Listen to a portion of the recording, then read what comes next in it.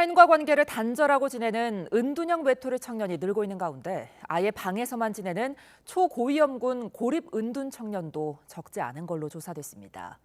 일상으로 복귀를 시도한 청년 가운데 다시 고립 상태로 돌아간 경우도 절반 가까이 돼서 정부가 전담 기관을 설치하고 즉각적인 지원에 나서기로 했습니다. 조용성 기자입니다.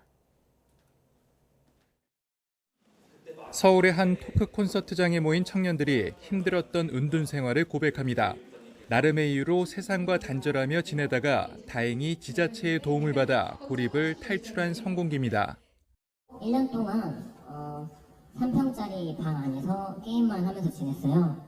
나갔는데 되게 막 다들 화려하게 막 입고 밝은 뭔가 풍경이 아직도 눈에 선명한데 되게 뭔가 이질감이 들었어요. 정부가 고립운동 경험이 있는 청년 2만여 명을 조사한 결과 가족 또는 지인과 교류가 없다는 비율이 일반 청년보다 압도적으로 높았습니다.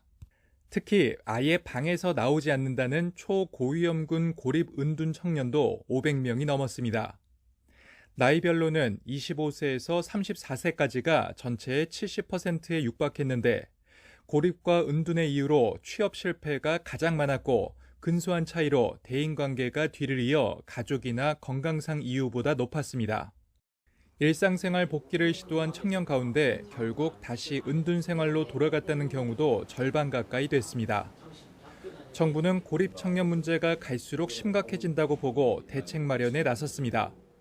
일단 자가 진단 사이트와 비대면 원스톱 방식의 도움 창구를 통한 조기 발굴 체계를 구축합니다.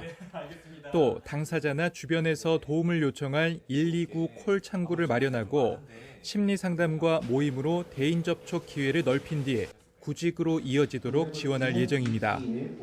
내년에는 전국 4곳에 고립 은둔 청년만을 전담으로 지원하는 청년 미래센터도 설치하기로 했습니다.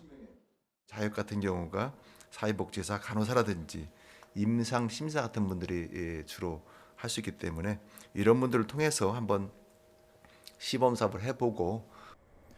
전문가들은 코로나 시대의 단절과 SNS에서 오는 박탈감 등 복합적인 원인이 있다며 세심한 관심이 청년을 밖으로 나올 수 있게 한다고 조언합니다. 약간 내성적이고 사람들하고 관계 안 하는 사람들을 조금 불러서 관계망을 만들어준다든지 그것보다 너 혼자가 아니라는 거. 누군가 너를 지켜줄 사람이 있다라는 걸 자꾸 이렇게 알려주는 거. 정부는 사회와 단절한 청년 규모가 최대 54만 명에 이를 수 있다고 보고 이로 인한 사회적 비용 손실이 7조 원에 달한다며 지원 사업을 서두르기로 했습니다. YTN 조용성입니다.